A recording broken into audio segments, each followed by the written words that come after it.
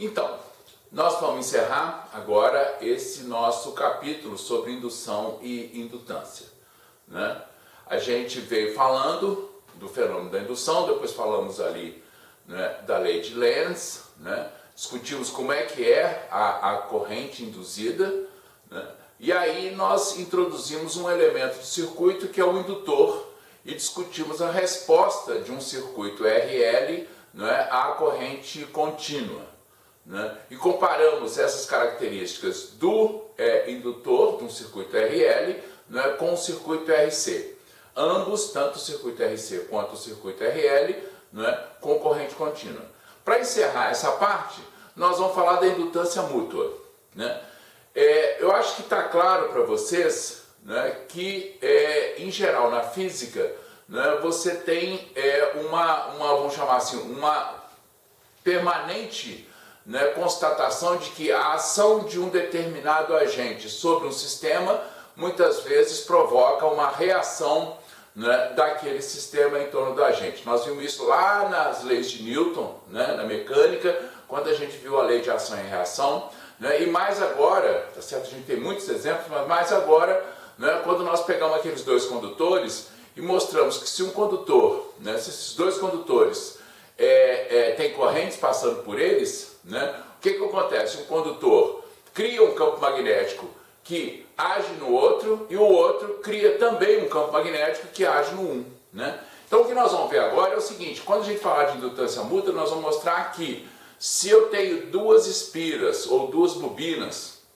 né, próximas uma da outra, tá certo? Você tem uma indutância que uma provoca na outra e que a outra provoca na uma. E esse é um elemento importante, né? Essa constatação é muito importante porque ela vai ser utilizada mais adiante um pouquinho, né, quando nós formos discutir, né, um equipamento que é presente nas redes de distribuição, né, que são aí, né, que é o transformador, ou que são os transformadores, né? Eles não estão presentes só nas redes de distribuição, estão presentes aí no nosso dia a dia o tempo todo, né? Nos nossos carregadores, e vários outros, carregador de celular, carregador de computador, né? Vários outros tipos de elementos aí que a gente usa, né, de equipamentos que a gente usa no dia a dia. Então vamos pensar o seguinte: imagina, né, que eu tenho aqui uma bobina, tá?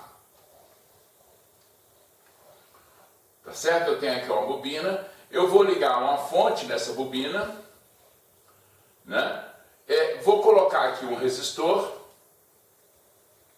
tá? E essa bobina aqui, ela tem uma particularidade que eu posso variar, né, essa resistência. Se eu vario essa resistência, eu obviamente vario a corrente que está passando aqui, né? Essa bobina aqui, se eu tenho uma corrente subindo aqui, que eu vou chamar de 1, essa aqui é a minha bobina 1,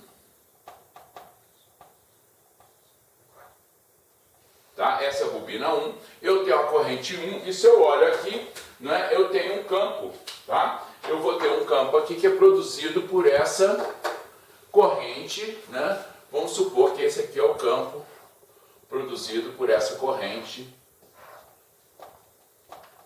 Então esse aqui é o meu campo B1, essas são as linhas de campo, tá certo? Elas têm aí um formato mais ou menos parecido com esse, tá? Até aí tudo bem? Não tem muita novidade, né, em relação a isso. O que eu vou fazer agora, tá certo?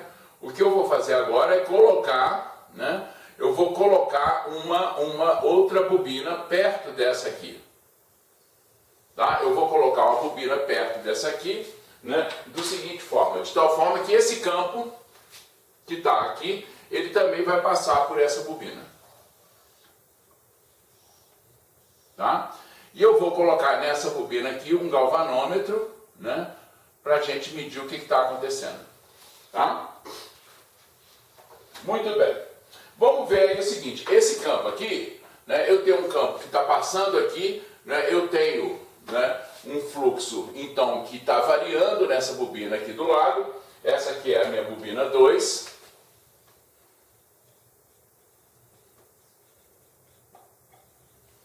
Tá? E eu vou dizer o seguinte: eu posso definir, tá certo? Né, o meu fluxo, que é o fluxo na bobina 2 provocado pela corrente no campo 1. Então esse aqui é o fluxo em 2 do campo B1. posso definir? Eu vou definir que a minha indutância mútua, que é a influência que essa bobina causa nessa aqui, eu vou dizer que isso aqui é o número de espiras da bobina 2, aquele fluxo que está ali, dividido pela corrente que provoca esse campo, né? Ora, se eu pegar essa equação aqui, se eu fizer isso aqui, eu passar a corrente para esse lado aqui, eu fico com N2 vezes...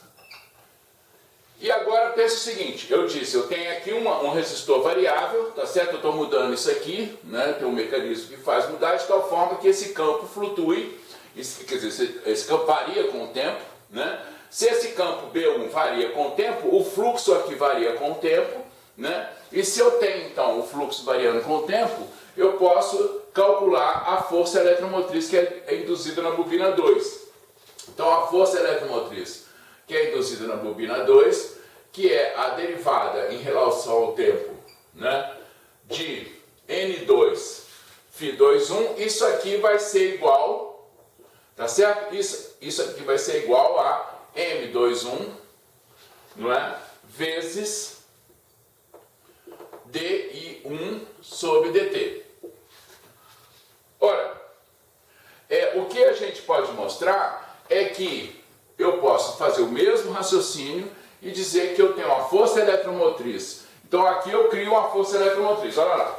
Eu tenho aqui essa bobina, eu tenho um campo B1, esse campo B1 está variando, isso provoca uma variação de fluxo aqui, essa variação de fluxo aqui cria uma força eletromotriz aqui.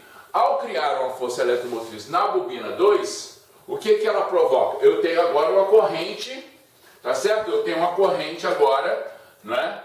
Eu tenho uma corrente nessa bobina aqui, essa corrente aqui, se esse campo é variável, tá certo? Se esse campo é variável, vamos supor que esse campo está oscilando, essa corrente vai ficar mudando de sentido. Nós vamos ver isso no próximo capítulo, quando a gente estiver discutindo corrente alternada, que essa corrente aqui vai ficar oscilando, tá certo? E ela provoca também, né? Ela vai criar um campo, tá certo? Ela vai criar um campo, não é? E esse campo aqui vai de novo, né, provocar uma variação do fluxo aqui, né? Essa variação do fluxo cria, tá certo?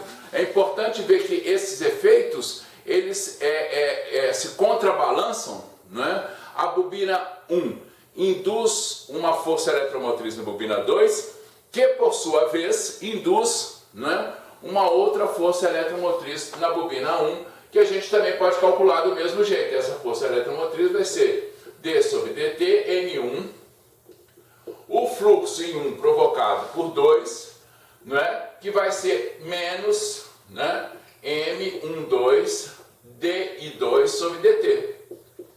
O que é importante aqui, e o que a gente vai usar mais adiante, é que existe uma relação, tá certo? Nós não vamos fazer essa demonstração, mas eu posso mostrar que existe uma relação aqui, tal que a minha indutância mútua, que é provocada na bobina 2 pela 1, é igual à indutância mútua que é provocada em 1 pela 2 e é igual a M, tá? Então, guarda isso aqui, né, que nós vamos utilizar isso no nosso próximo capítulo, tá bom?